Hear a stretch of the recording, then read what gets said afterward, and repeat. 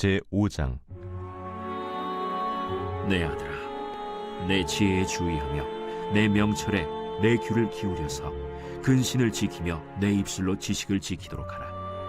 대저 음녀의 입술은 꿀을 떨어뜨리며 그의 입은 기름보다 미끄러우나 나중은 쑥같이 쓰고 두 날 가진 칼같이 날카로우며 그의 발은 사지로 내려가며 그의 걸음은 스올로 나아가나니 그는 생명의 평탄한 길을 찾지 못하며 자기 길이 든든하지 못하여도 그것을 깨닫지 못하느니라. 그런즉 아들들아, 나에게 들으며 내 입의 말을 버리지 말고 내 길을 그에게서 멀리하라. 그의 집 문에도 가까이 가지 말라. 두렵건대 내 존영이 남에게 잃어버리게 되며 내 수완이 잔인한 자에게 빼앗기게 될까 하노라. 두렵건대 타인이 내 재물로 충족하게 되며 내 수고한 것이 외인의 집에 있게 될까 하노라. 두렵건대 마지막에 이르러 내 몸, 내 육체가 쇠약할 때에 내가 한탄하여 말하기를 내가 어찌하여 훈계를 싫어하며 내 마음이 꾸지람을 가벼이 여기고 내 선생의 목소리를 청종하지 아니하며 나를 가르치는 이에게 귀를 기울이지 아니하였던고. 많은 무리들이 모인 중에서 큰 악에 빠지게 되었노라 하게 될까 염려하노라. 사랑하는 크숙가족 여러분, 좋은 아침입니다. 7월 10일 매일 말씀 나누도록 하겠습니다. 오늘 본문은 5장 1절부터 14절 말씀입니다. 오늘 본문이 포함된 5장 말씀은 그 간음의 어리석음과 또 결혼의 지혜에 대해서 훈계하고 있습니다. 오늘 본문은 이 훈계의 전반부로서 간음의 어리석음에 대해서 말해주고 있습니다. 말씀을 보면서 함께 나누도록 하겠습니다. 1절입니다. 내 아들아, 내 지혜에 주의하며 내 명철에 내 귀를 기울여서. 저자는 계속해서 자신의 아들에게 지혜와 명철의 귀를 기울이라고 권면과 훈계를 합니다. 지난주에 나눴던 4장 1절 말씀인 아들들아 아비의 훈계를 들으며 명철을 얻게 주의하라, 이것과 같은 말씀인 것이죠. 저자는 왜 계속해서 자신의 아들에게 지혜와 명철의 귀를 기울이라고 훈계하고 있는 것일까요? 네, 그 이유는 2절에 나옵니다. 2절 읽어드리겠습니다. 근신을 지키며 내 입술로 지식을 지키도록 하라. 네, 무엇을 위함입니까? 근신을 지키며 지식을 지키기 위함입니다. 네, 근신이 무엇입니까? 네, 말이나 행동을 삼가고 조심하는 것을 근신이라 합니다. 즉, 근신을 지키며 입술의 지식을 지킨다는 것은 모든 삶에 있어서 참된 분별력을 가지고 바른 지식을 쏟아내는 말을 하도록 애써야 한다는 것입니다. 그리고 그렇게 하기 위해서 아버지의 지혜와 명철에 귀를 기울여야 한다는 것이죠. 이렇게 아버지의 가르침에 주의할 것을 당부한 후에 이어지는 첫 훈계, 이것은 이제 3절부터 14절 말씀이죠. 첫 훈계는 음녀를 피하라는 것입니다. 먼저 3절입니다. 대저 음녀의 입술은 꿀을 떨어뜨리며 그의 입은 기름보다 미끄러우나.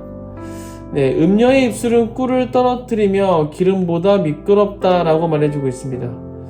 여기서 음녀는 기본적으로는 이제 외간 여자를 뜻합니다.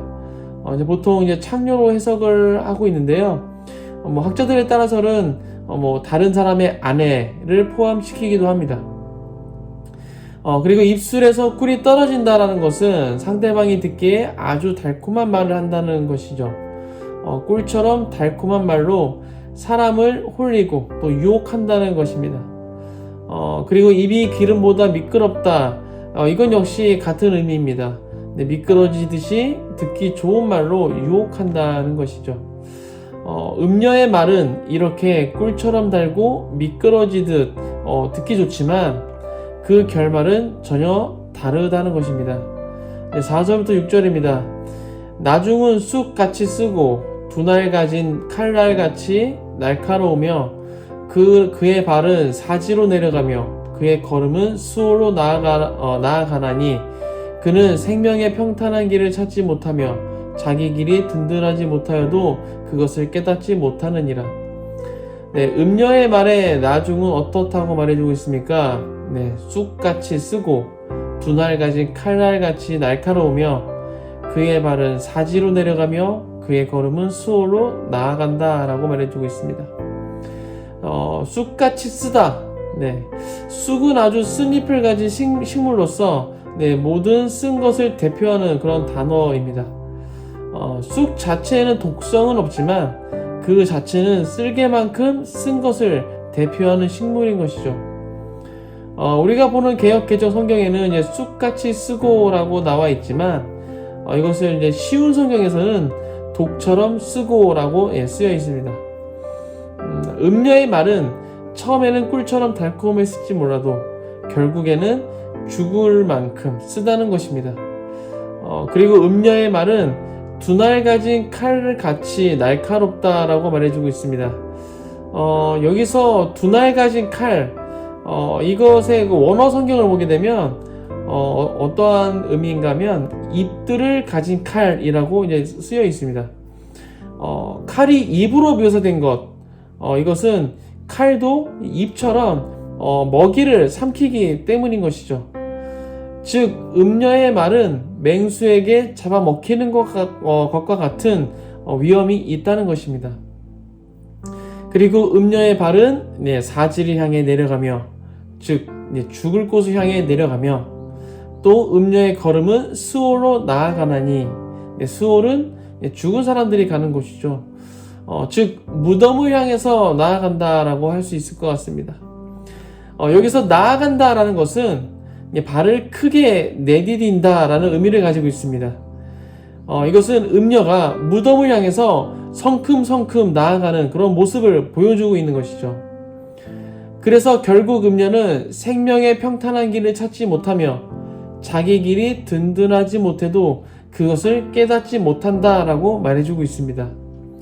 어제 주일 설교 때 그 가비 목사님이 말씀하셨던 그 예화처럼 차가운 물에 개구리를 넣고 서서히 불을 데우니까 개구리가 그 온도 변화를 인식하지 못하고 계속 있다가 결국엔 개구리 중탕이 됐던 것처럼 음녀도 자신의 발걸음이 죽음을 향해 나아가고 있어도 그것을 깨닫지 못하고 계속 그렇게 나아간다는 것입니다. 그렇기 때문에 저자는 아들을 향해서 다시 한번 아버지의 가르침을 따르라라고 당부합니다. 7절부터 8절입니다. 그런즉 아들들아 나에게 들으며 내 입의 말을 버리지 말고 내 길을 그에게서 멀리하라. 그의 집 문에도 가까이 가지 말라. 나에게 들으며 내 가르침에 귀를 기울이라는 것이겠죠. 내 입의 말을 버리지 말고 이것은 또 내 가르침을 명심하고 새겨 들으라는 것입니다. 또 내 길을 그에게서 멀리하라. 여기서 그가 누구입니까? 음녀죠. 너의 길을 음녀에게서 멀리하라는 것입니다. 왜냐하면 음녀의 길은 사망을 향해 나아가는 길이기 때문입니다. 그리고 그의 집 문에도 가까이 가지 말라. 여기서도 그는 음녀를 뜻합니다. 즉 음녀의 집 문에도 가까이 가지 말라는 것입니다. 우리는 죄를 이길 수 없습니다. 특히 이런 성에 관련된 죄는 더더욱 그렇습니다. 죄와 정명승부를 하겠다는 것은 아주 미련한 행동입니다. 죄는 이겨내는 것이 아니라 피해야 하는 것입니다. 아예 죄를 지을 수 있는 그 상황, 그런 환경을 만들지 말아야 한다는 것이죠. 요셉이 보디발의 아내가 유혹했을 때 그 유혹과 맞서 싸워 이겨내려고 하지 않았습니다. 그 자리를 박차고 나왔죠. 죄를 지을 수 있는 환경에서 벗어난 것입니다. 8절이 바로 이와 같은 것입니다. 내 길을 최대한 음녀에게서 멀리하고 음녀의 집 문에도 가까이 가지 않는 것입니다. 우리가 신앙생활 하다 보면 타협을 하는 경우가 종종 있습니다. 이 정도는 괜찮겠지 하는 것이죠. 절대 그렇게 해서는 안 되는 것입니다. 타협이 무서운 것이 무엇인가 하면 그 허용치가 점점 커진다는 것입니다. 문 앞에 가는 정도는 괜찮겠지. 들어가지 않으면 되는 거니까. 이렇게 시작했던 그 타협이 이제 문 손잡이 한번 잡아보는 정도는 괜찮겠지. 들어가지 않을 거니까가 되는 것이고, 또 문만 열어보는 건 괜찮겠지. 나는 안 들어갈 거니까가 되는 것이고, 더 나아가서 신발 안 벗고 그 안쪽에서 그냥 구경만 하면 괜찮겠지. 방 안으로 안 들어가면 되는 거잖아. 이런 식으로 한번 타협하면 점점 그 타협의 허용치가 커지게 돼서 결국 돌이키기가 어려운 그 상황을 맞이하게 된다는 것입니다. 죄와 관련해서는 절대 그 근처에도 가지 말아야 하는 것입니다. 그런데 만약 아버지의 훈계를 따르지 않고 음녀에게 빠지게 된다면 어떻게 될까요? 9절입니다. 두렵건대 내 존영이 남에게 잃어버리게 되며 내 수완이 잔인한 자에게 빼앗기게 될까 하노라. 여기서 존영은 명예를 의미하는 것이고 수완은 내 목숨을 의미하는 것입니다. 즉 명예를 다른 사람에게 빼앗기고 목숨을 잔인한 자에게 빼앗기게 된다는 것입니다. 그리고 또 어떻게 된다고 말씀해주고 있습니까? 10절입니다. 두렵건대 타인이 내 재물로 충족하게 되며 내 수고한 것이 외인의 집에 있게 될까 하노라. 타인이 내 재물로 충족하게 된다. 또 내 수고한 것이 외인의 집에 있게 된다. 두 가지 공통적으로 의미하는 것은 그동안 애써 모은 재산을 모두 타인에게 빼앗기게 된다는 것입니다. 그래서 결국엔 또 11절부터 14절에서 말씀하는 것처럼 크게 후회하게 된다는 것이죠. 오늘 본문은 간음의 어리석음에 대한 훈계였습니다. 오늘 본문을 통해서 우리는 무엇을 생각해 볼 수 있을까요? 사실 우리가 크리스천으로서 간음을 저지르는 경우는 매우 드물 것입니다. 그렇기 때문에 오늘 말씀이 나와 있는 오늘 말씀이 나와는 상관없는 이야기, 거리가 먼 이야기라고 생각하고 그냥 넘어가게 됩니다. 하지만 간음에 대한 주제는 우리 신앙생활과 아주 매우 밀접한 그런 주제입니다. 우리는 육적 간음을 저지르지 않는다 할지라도 영적 간음을 저지르는 경우가 종종 있습니다. 영적 간음이 무엇입니까? 하나님 이외에 다른 것을 섬기는 것, 즉 우상숭배이죠. 우상숭배는 육적 간음만큼이나 나와는 상관이 없는데요? 라고 말씀하실 수도 있을 것입니다. 하지만 우상숭배라는 것이 단순히 다른 신, 다른 종교를 섬기는 것만을 말하는 것이 아닙니다. 하나님보다 더 많은 가치를 두고 또 더 많이 사랑하는 것, 바로 이것이 우상숭배인 것이죠. 만약 하나님보다 돈에 더 많은 가치를 두고 있다면 그것은 만몬을 섬기는 그런 우상숭배입니다. 또 만약 하나님보다 나의 생각과 내 경험과 내 뜻에 따라서 행동을 하고 있다면 그것은 하나님이 아닌 나 자신을 섬기는 우상숭배가 되는 것입니다. 또 하나님보다 내 자녀를 더 사랑하고 있다면 그것은 자녀를 섬기는 우상숭배가 되는 것입니다. 이렇듯 우리는 나도 모르는 사이에 영적 간음을 할 때가 있습니다. 우리는 다시 오실 예수님, 신랑 되시는 예수님을 맞이할 그런 순결한 신부로 준비되어 있어야 합니다. 순결에 대해 이야기할 때 비둘기같이 순결하다라는 표현을 사용합니다. 왜 순결을 말할 때 비둘기와 같다라고 표현하는 것일까요? 왜냐하면 비둘기는 죽을 때까지 자신의 배우자만을 바라본다고 합니다. 아무리 멋지고 아름다운 비둘기가 옆에 있다 하더라도 자신의 배우자만을 바라본다는 것이죠. 우리는 비둘기와 같이 순결해야 합니다. 주님 다시 오시는 그날까지 우리의 신랑 되시는 예수 그리스도만을 바라봐야 한다는 것입니다. 뒤늦은 후에는 소용없습니다. 예수님 다시 오신 뒤에 그때 그러지 말할 걸 이렇게 수백 번 수천 번 후회를 한다고 해도 아무 소용이 없다는 것입니다.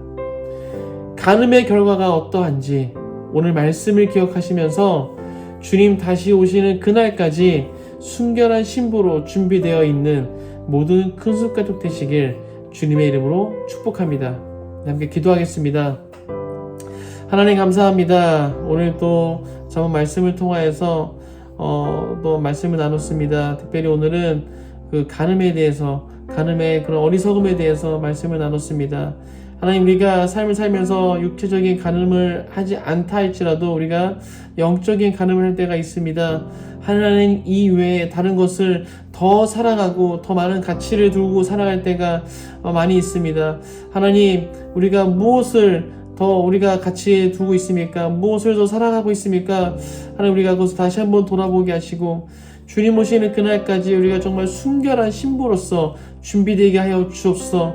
정말 이제 곧 주님 다시 오실 날이 점점 가까워지고 있는데 우리가 늘 깨어서 우리가 정말 순결을 지켜나갈 수 있도록 하나님만을 바라보며 주님만을 사랑할 수 있는 우리 모든 가치가 주님께만 쏟아질 수 있도록 역사하여 주옵소서. 주님, 그렇게 하실 주님을 찬양합니다. 이 모든 말씀 예수 그리스도의 이름으로 기도하였습니다. 아멘.